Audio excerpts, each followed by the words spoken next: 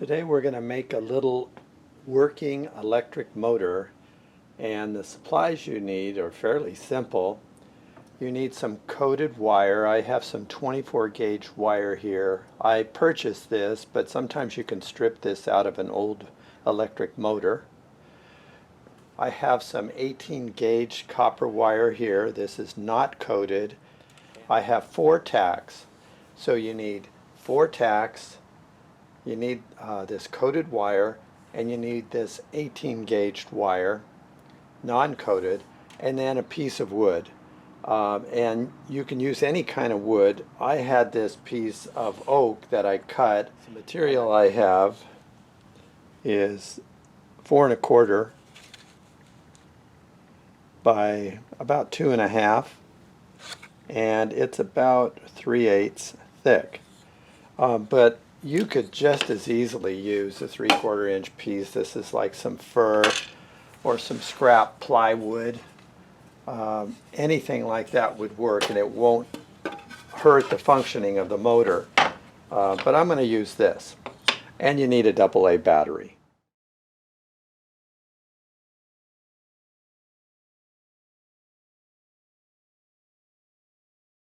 So let's get along with how you make this. Now I'm going to cut 2 pieces of wire 8 centimeters long approximately.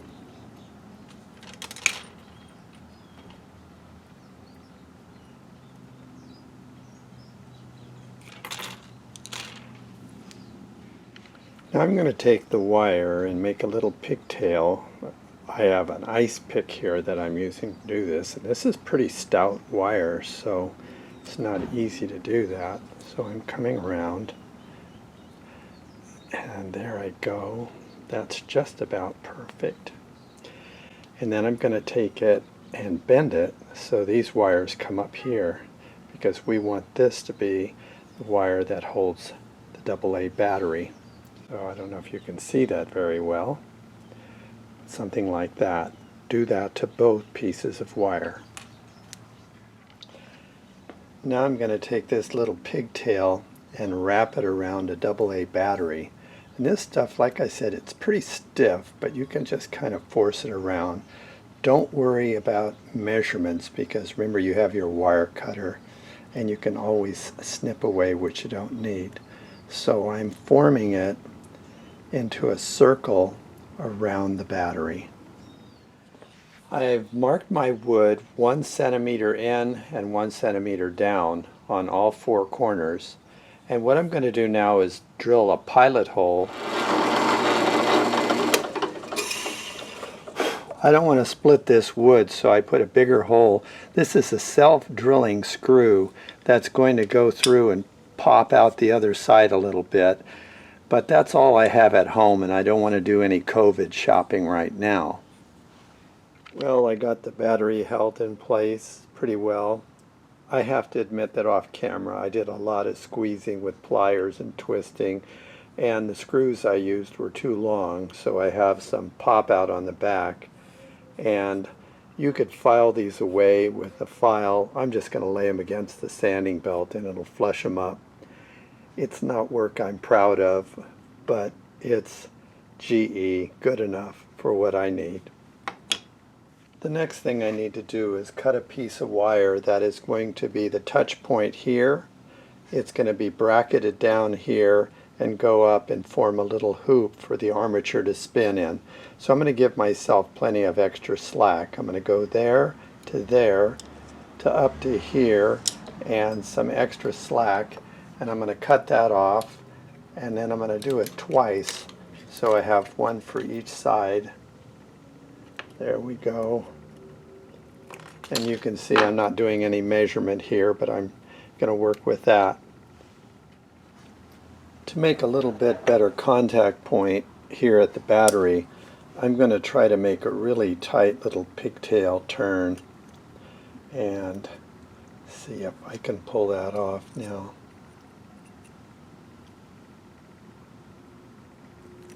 That ought to do it, and that will touch there, I hope, and I'll make one on the other side too. From this touch point to this screw, I have this distance here, and what I need to do is now make another twirl, and this one is for the screw, only it's going to go vertical. So notice what I just did. So it's going to touch there and go vertical. I need to make two of those. If these aren't the same, a little wire cutter will get them the same pretty easily. Okay, I'll go ahead and drive this in. Notice, because I know this screw's going all the way through, I'm over a hole in my workbench already, so I don't at least damage that. So that's nice and snug. And then I'll do the other one on the other side.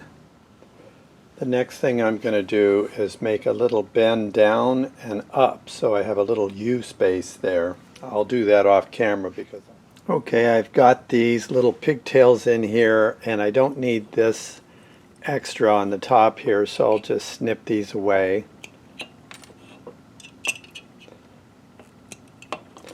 And this is where the little armature is going to eventually spin, right through there. You can see it's not perfectly set, but that's good enough. GE again, good enough. Now I'm going to take this lacquered coated wire and I'm going to turn it around this 3/4 inch dowel, and I'm going to leave a nice long tail that I can work with later. So I'm just going to put quite a few loops around here.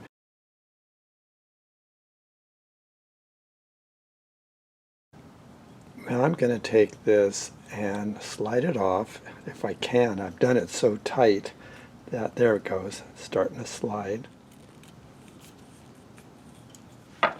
Now when I get that bundle like that, I'm going to take this wire that I started with and go through and pull it and wrap it and come through and do that several times. And maybe a third time.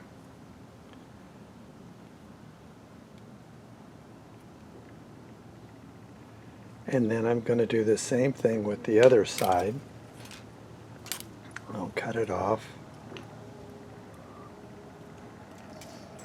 And then I'm going to try to come down here and because this is going to be the armature arm, I'm going to come down here and I'm going to try to keep the other arm right in the same location. Okay, you see how I got that? So then I'm going to keep looping it around. I'm sorry I'm not centered in the field of vision there. I wasn't aware of that because I was concentrating so much here. So now you can see I have this, and it's bundling that. Now the other thing we have to do is we have to take some sandpaper and remove the insulation from this wire because it needs to make a contact on both sides. Okay? I'll do that off screen. So here I have my insulated wire and the stripped off insulation here. I'm going through this opening, and then I'll have to do a little bend and lace it back through the other side. And then after it's through there, kind of straighten things out. And that's my little armature. And I think what I need to do is cut off this part that's way outside here. It's on. So then we take our battery and we slide it in the battery holder. And then I'm just going to grab a magnet that I have here. I don't even know if this is strong enough, but I'm going to take this magnet and set it right underneath here. I haven't even glued it on yet. Notice I had to put this strength magnet on a little booster here to get its power up there, but if you take a look,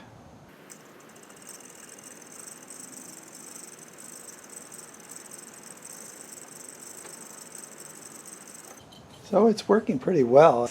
Take care.